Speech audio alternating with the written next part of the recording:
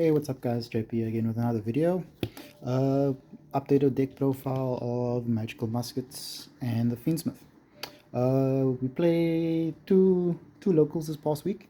Thursday evening at Pandemonium and then again on Saturday. Thursday is usually smaller locals, only play 3 rounds. I managed to get, it was 3-2. Sorry, no, I lie. 1-2 and lost 1. So I got second place on Thursday, and then on Saturday we played 5 rounds and I went 3-2. 3 wins and 2 losses. Got 6th place overall after 5 rounds, so not too bad a showing.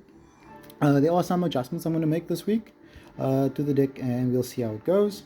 There's one more tech card I want to try out before completely changing the build. But as it is, this is the deck. We have 3 Starfire. Best start of the deck. You activate the card in a column, you get to special summon another musket card. Next one is Caspar. Caspar, second best starter. If you play a spell card in his column, you get to add any musket card to your hand from the deck.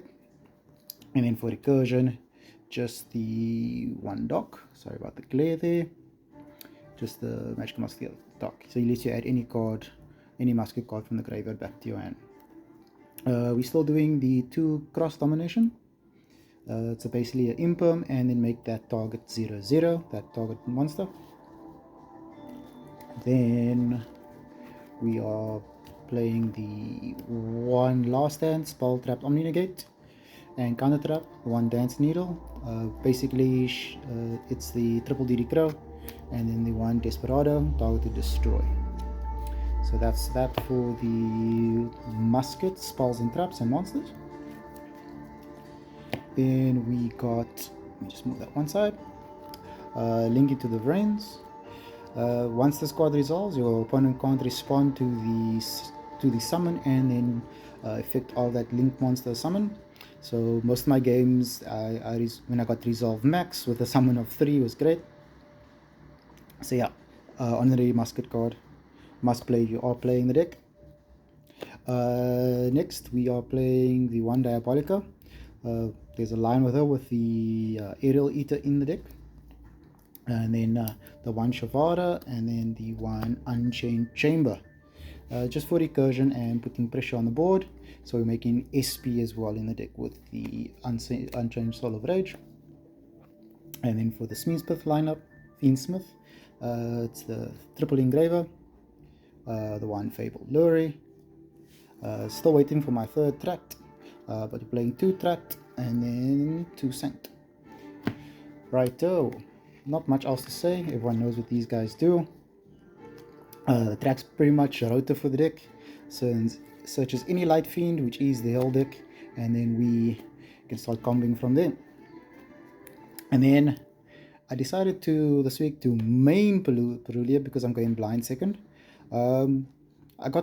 When I did resolve this card, I managed to get 2 to 3 draws of most of my opponents, which was really cool. And then for more non-engine spell slots, I'll break boards. Yeah, I'm playing the triple forbidden droplets. The one game I did lose on Thursday, I made a slight error. I made my forbidden droplet just a little bit too expensive, and I had no follow-up really. And then just I'll break boards because I know my opponents are going to play hand traps to try and stop me when I am playing is the triple tactics talent. And then just for consistency, triple Pot of Prosperity. I never banish more than 3 of this. The extra deck is quite tight, so never more than 3 targets. And I happen to notice whenever I do the 3, I never get ashed, so could also just be a nice strategic play to do. And then more non-engine, just the 1 call by. Droll does go hard depending on your hand opening. And then the double Foolish Burial Goods with the Black Coat Laughs. Especially when I'm going second, depending which is the most problematic card at the time. Most of the boards I played up against was either Apo or the Triple Wave King High Caesar. So depending how my hand opened, I would use the Foolish Burial Goods to send this and either call either of their names.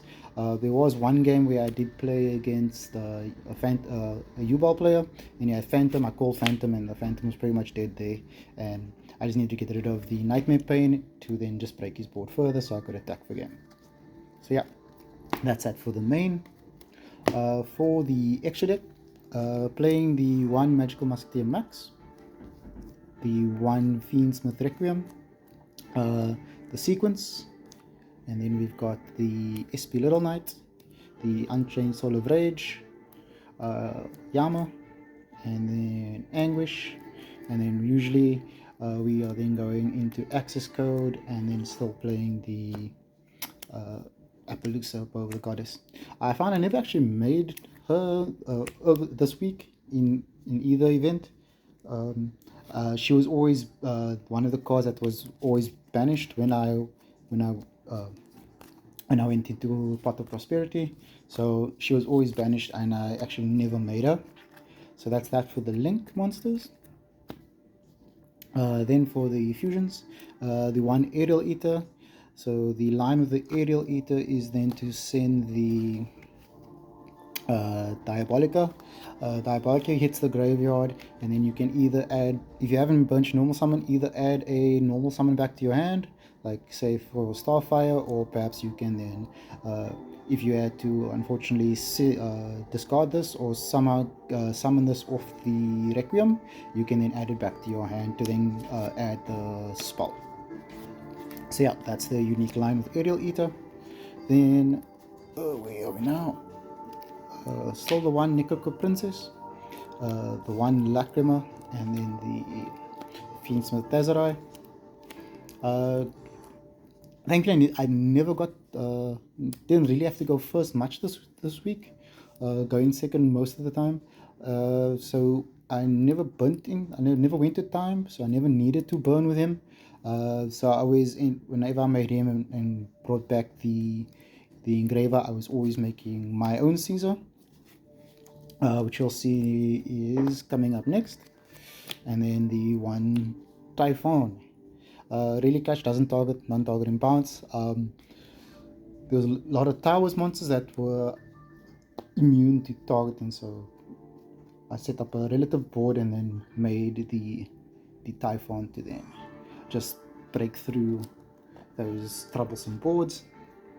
Then for the sideboard, I figured just to slow my opponent down, to make them think about their plays, so they don't make me gain too much life, I played the triple Spooky Dogwood.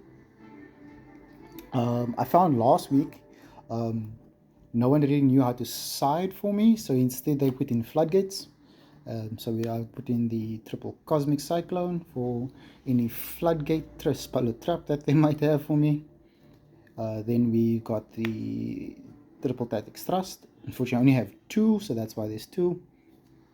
And then, if I knew I was definitely going second, I also just added in the triple Evenly Matched.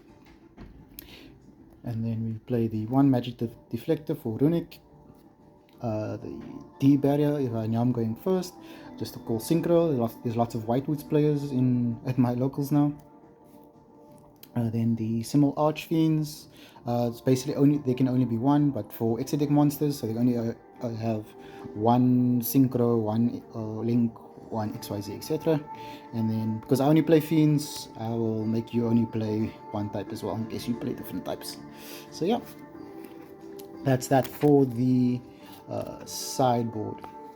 So going forward, I didn't actually realize that. I thought it was more of a plunder card, but I'll be trying,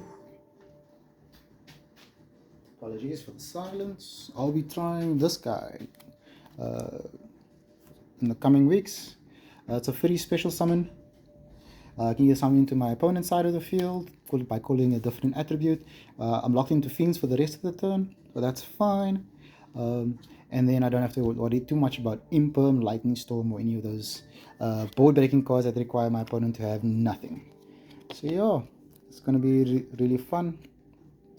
But yeah, thanks for the watching, guys. If you like the video, click like and subscribe, and I'll catch you on the next one. Cheers.